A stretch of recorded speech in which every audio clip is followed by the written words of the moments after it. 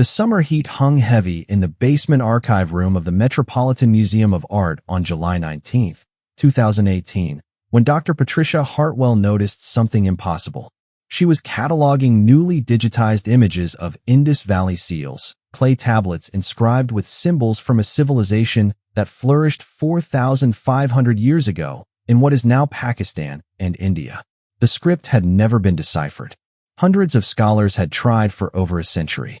The consensus was that without a bilingual text, like the Rosetta Stone, the language would remain forever silent. But someone had left annotations in the digital file margins. Notes in neat handwriting pointing out grammatical patterns, phonetic values, and syntactic structures. The notes were labeled Preliminary Translation Key, see attached document. Dr. Hartwell opened the attached file. It was a 47-page analysis of the Indus script, complete with a working translation of 23 seals, a proposed grammar system, and phonetic reconstructions. The methodology was sophisticated, combining computational linguistics, comparative philology with Dravidian languages, and pattern analysis that was frankly brilliant. Dr. Hartwell checked the file metadata. It had been uploaded by a museum volunteer account belonging to someone named Amara Okonkwo, age 17, assigned to data entry in the archives. A volunteer. A teenager. A girl who was supposed to be typing catalog numbers had instead solved one of archaeology's greatest mysteries. Within 48 hours, Dr. Hartwell would verify that the translation was accurate. Within 2 weeks, the museum would claim institutional ownership of the discovery. Within 6 weeks, Dr. Hartwell's own mentor would publish the translation under his name.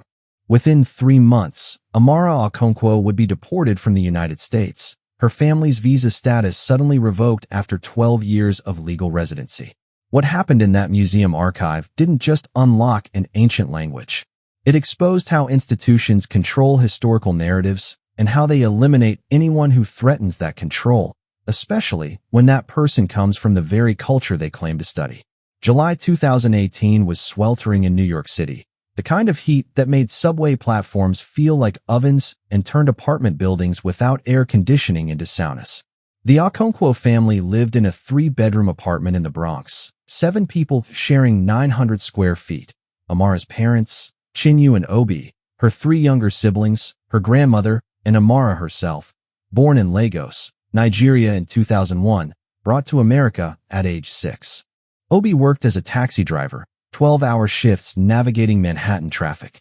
Chinyu cleaned office buildings at night. They had come on temporary work visas that they'd managed to renew every 2 years through a combination of luck, paperwork precision, and prayers. Amara had grown up between worlds, speaking Igbo at home, English at school, and learning Spanish from neighbors, Arabic from the bodega owner, and Mandarin from a YouTube channel she'd found at age 10. Languages came to her like music, each one a system of patterns that her brain absorbed and reconstructed. By 15, she spoke 7 languages with varying degrees of fluency. According to her high school ESL teacher, Mrs. Patricia Gomez, Amara had an uncanny ability to identify linguistic patterns across language families. She'd look at a text in a language she'd never seen, Mrs. Gomez recalled, and within minutes she'd start identifying verb structures, noun declensions, phonetic shifts. She said languages were just different ways of organizing the same thoughts. She could see the organizing principles. In the summer of 2018, Amara needed a job to help her family. College was coming. They had no money saved. She applied to the Metropolitan Museum of Art's summer volunteer program, which offered a small stipend for students willing to do archive work. She was assigned to the Near Eastern Antiquities Department, basement level, data entry. Her job was to type catalog information from physical cards into a digital database. 8 hours a day, 5 days a week, sitting in a windowless room typing object numbers, dates, and provenance information. It was mind-numbing work. But on her 3rd day, Amara discovered the Indus Valley Seal Collection. The seals were small, square, carved from steatite, each bearing intricate images of animals and symbols in an unknown script. The museum had digitized over 400 of them, high-resolution images that showed every detail. Amara was supposed to catalog them by number. Instead, she started studying them. The Indus Valley civilization had flourished from 3300 to 1300 BCE, one of the world's earliest urban cultures, with sophisticated city planning, advanced metallurgy, and a writing system that appeared on seals, pottery, and tablets. But no one could read it. Over 400 distinct symbols had been identified, appearing in short inscriptions averaging 5 symbols each. Scholars had tried for decades to crack it, comparing it to every known ancient language: Sumerian, Sanskrit, Dravidian, Proto-Indo-European. Nothing worked. Most academics had concluded the script might not even represent a complete language, but rather a system of symbolic notation that couldn't be read in any traditional sense. Amara looked at the symbols and thought they were wrong. The symbols weren't random notations. They were language. She could feel it, the way she felt the structure of any language, the patterns that had to be there. She started keeping a notebook, sketching symbols, looking for repetitions, for positional patterns, for anything that suggested grammar. She noticed that certain symbols appeared frequently at the beginning of inscriptions, others at the end. That suggested syntactic position, subjects and objects, verbs and modifiers. She noticed that some symbols appeared only with certain other symbols, suggesting compound words or grammatical agreement. She noticed that the direction of animal figures on the seals corresponded with specific symbol patterns, suggesting the script might be read in different directions depending on context. Over 4 weeks, working 8 hours in the archives and another 6 at home each night, Amara built a theory. The Indus script was a logo-syllabic system, like Egyptian hieroglyphics, where some symbols represented whole words and others represented sounds. The language it encoded was likely related to Dravidian languages still spoken in southern India, languages like Tamil and Malayalam that had ancient roots.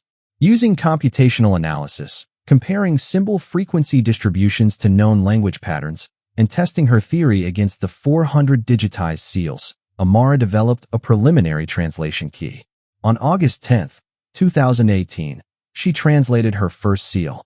It read, if she was correct, Harappa, Overseer of Granaries, Seal of Authority. It was a title and a name. Official identification. Exactly what you'd expect on a seal. She translated another. Delivered to the harbor, 12 vessels of oil. A shipping record. Another. Third harvest, tribute to the assembly. A tax receipt. The inscriptions were mundane, administrative, exactly what short seal inscriptions should be, which meant her translation was probably right. Amara didn't know what to do with her discovery. She was a 17-year-old volunteer with no academic credentials, no university affiliation, no reason anyone should listen to her.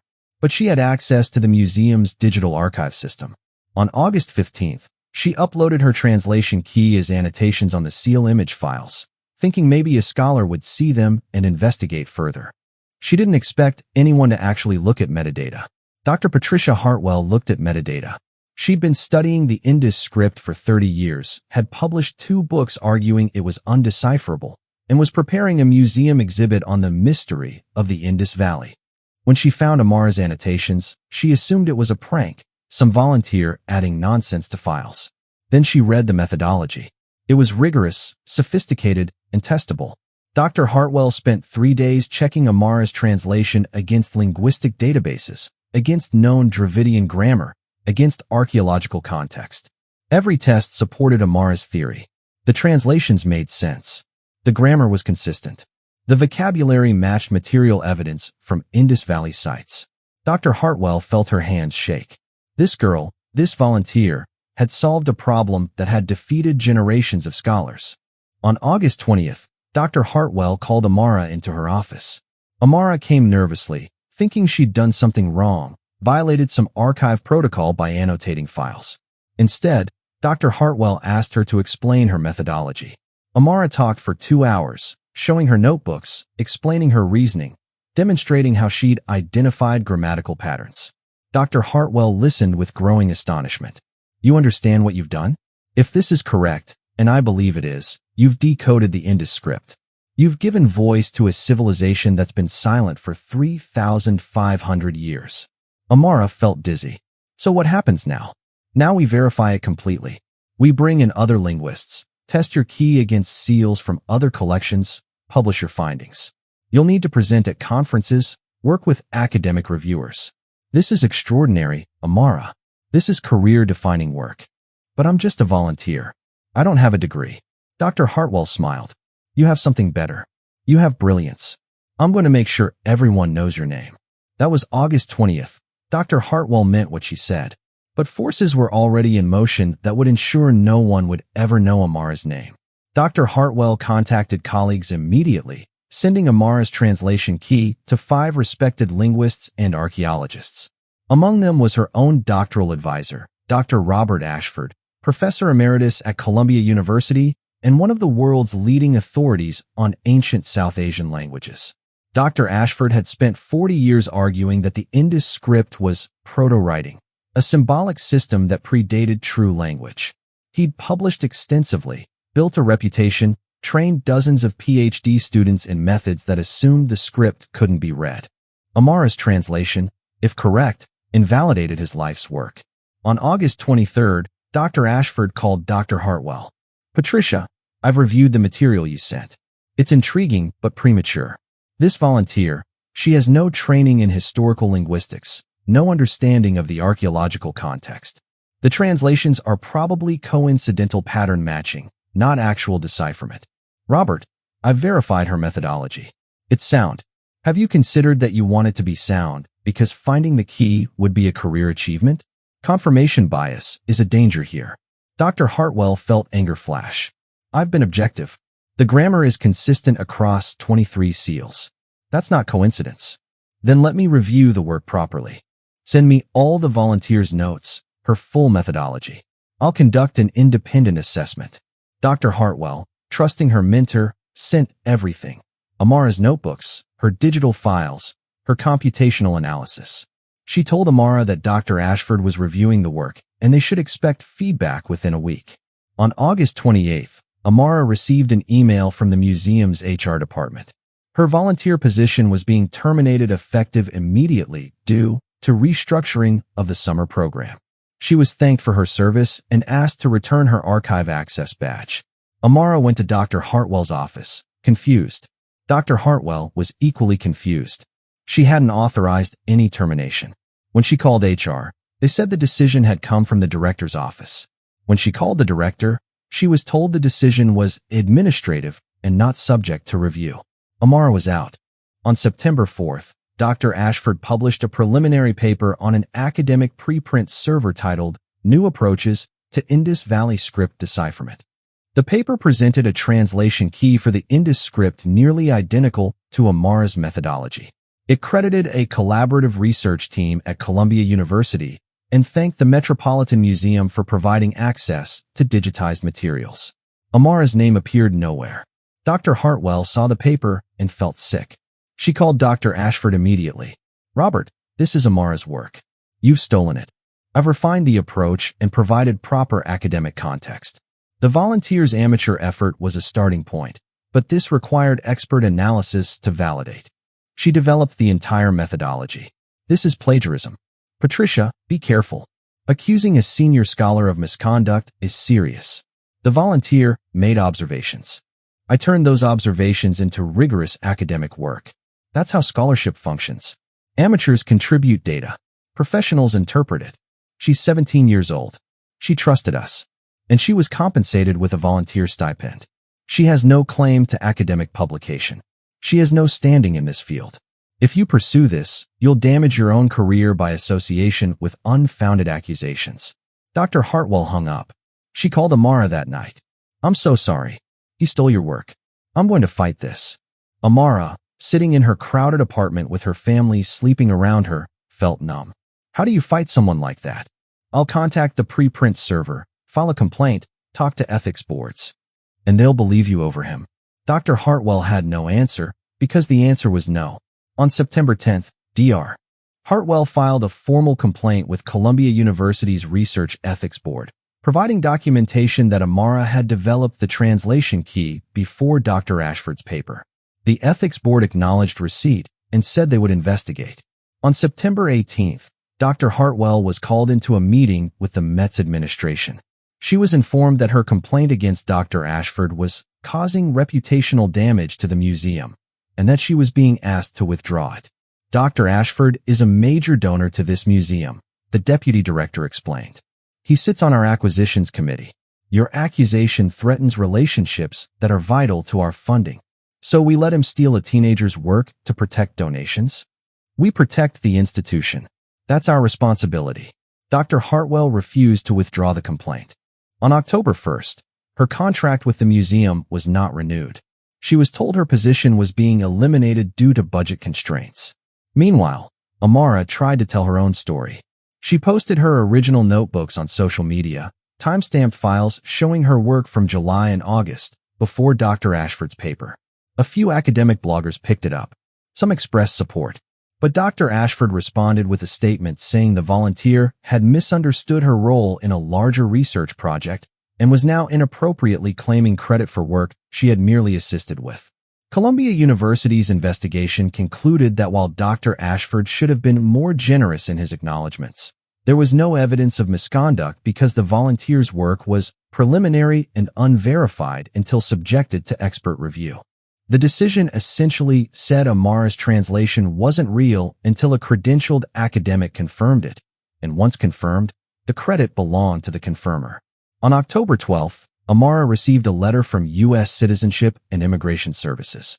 Her family's visa renewal application, submitted in June and pending approval, had been denied. The reason given was failure to maintain continuous lawful status. The letter provided no specific explanation.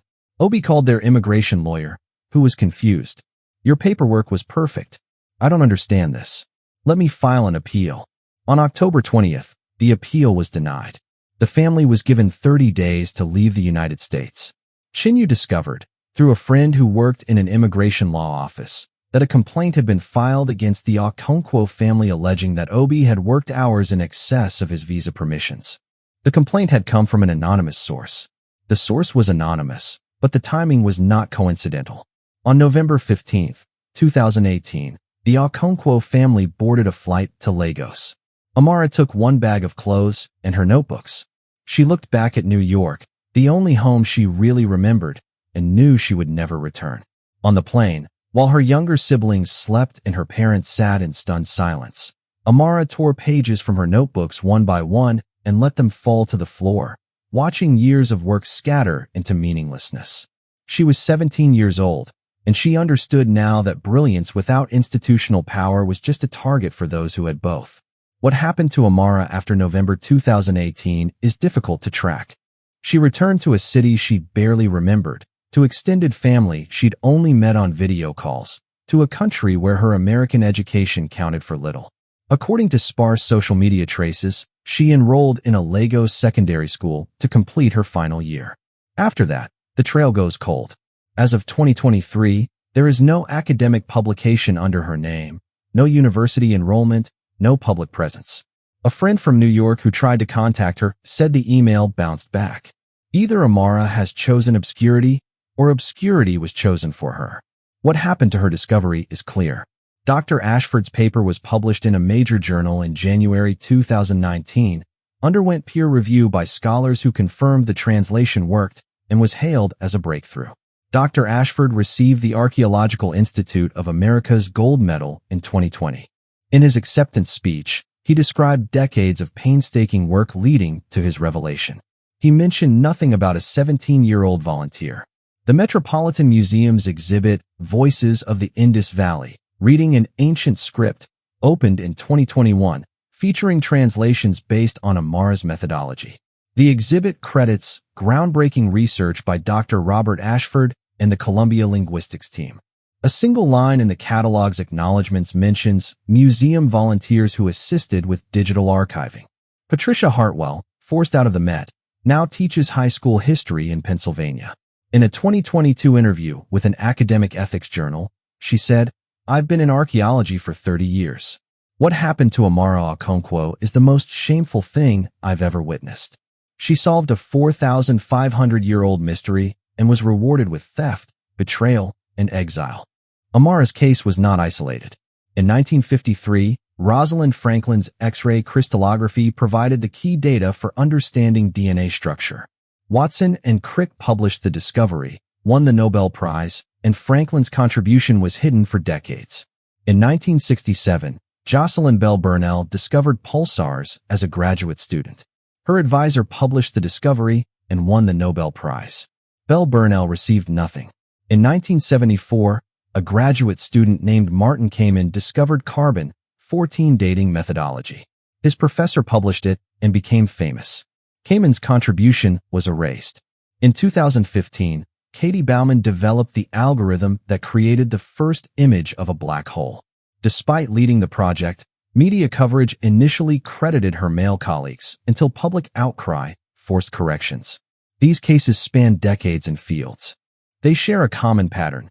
Young researchers, often women, often from marginalized backgrounds, discoveries that established scholars can claim and profit from, all stolen by people with institutional power.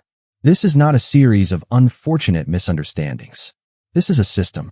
In 2021, leaked emails from Columbia University showed communication between Dr. Ashford and the Met's administration in September 2018. One email read, "The volunteer situation needs to be managed. I've secured the intellectual property. Can you ensure access is terminated?" Another email from the Met's legal counsel stated, "Immigration status provides leverage if the family becomes problematic." They had coordinated Amara's removal. The deportation wasn't coincidental punishment. It was deliberate elimination of a threat. Why was Amara so dangerous? Because she exposed the lie that academic credentials equal expertise, that institutions are necessary for knowledge production, that people from non-Western backgrounds can't interpret their own civilization's histories. The Indus Valley civilization was centered in what is now Pakistan and India. Its people were ancestors of modern South Asians. For 150 years, Western archaeologists and linguists have controlled the narrative about this civilization, writing papers, curating exhibits, profiting from exhibitions, while South Asian scholars were marginalized as lacking objectivity about their own heritage. Amara, a Nigerian teenager fluent in multiple languages, including those with roots in the same linguistic families as ancient Indus languages, was perfectly positioned to see patterns Western scholars missed. She approached the script without the biases and preconceptions that decades of failed attempts had built into Western academia. Her outsider perspective was her strength, but that strength threatened the entire power structure of who gets to study, interpret, and profit from ancient civilizations. If Amara could decode the Indus script, it meant Western academic dominance over non-Western history was arbitrary. It meant credentials from elite universities weren't necessary. It meant people from the global South could reclaim their own histories without asking permission from Western institutions. That was intolerable. So Amara was eliminated, her discovery stolen, her voice silenced. The message was clear. You can be brilliant, but if you're not white, Western, and credentialed, your brilliance will be taken and your name will be erased. You might think this is about ancient history, about languages no one speaks. It's not. It's about who controls the past and uses that control to shape the present. In 2020, a study found that over 80% of archaeology departments at major Western universities had no faculty from the regions they studied. The Global South's history is interpreted by people who have never lived there. In 2022, an investigation revealed that artifacts and knowledge from formerly colonized nations generate over $5 billion annually for Western museums, while source countries receive nothing. Colonial theft continues in academic form. Right now, there are young people in Lagos, in Mumbai, in Cairo, in Mexico City, who could reclaim and reinterpret their own civilization's histories if given a chance. But they won't get that chance because the institutions that control archaeological and historical narratives are designed to exclude them. They are the modern Amaras. In 2018, a 17-year-old Nigerian girl decoded a 4,500-year-old script that Western scholars had declared unreadable for over a century. She did it with brilliance, pattern recognition, and linguistic intuition. The response from academic institutions was to steal her work, credit a white male professor, and have her deported. Amara Okonkwo gave voice to a silent civilization and was rewarded with erasure. Today, you didn't just watch a video. You witnessed intellectual colonialism. Amara was 17 years old when Western academia decided her contribution to understanding her ancestral region's history was too threatening to acknowledge. They stole her discovery, gave credit to a man who'd spent 40 years being wrong, and sent her back to a country she barely knew. You now know what they tried to hide. A teenage girl from Nigeria solved a mystery that stumped Western experts, and they couldn't allow that story to be told. If this makes you furious, if this makes you want to dismantle the systems that perpetuate academic colonialism, then act. Hit the like button, because every like is a record that Amara existed and mattered. Every share is a refusal to let her story be erased. Write in the comments, Amara decoded the Indus script. Because Amara's contribution was stolen once, we won't let it be forgotten. Subscribe, because Amara is not the only one. There are other stories of indigenous knowledge stolen by Western researchers, other discoveries erased from history, other brilliant minds from the global South silenced by institutions that profit from their ideas. I'm bringing those stories to light. We cannot give Amara back the recognition she deserved. We cannot undo her deportation or the decade of her life that was stolen. But we can refuse to let her name disappear. We can say it loudly. Amara Okonkwo, age 17, Nigerian, brilliant, robbed, not forgotten. They wanted you to never know she decoded a language that was silent for 3,500 years. Now you know. Share this story. Make people confront how academic institutions perpetuate colonial theft. Make them ask whose voices are being silenced and whose work is being stolen. Would you have fought for Amara in 2018? You can't change that. But you can fight for the next Amara, because she exists right now, somewhere in the global South, brilliant and vulnerable. Will you let her be erased, or will you stand with her?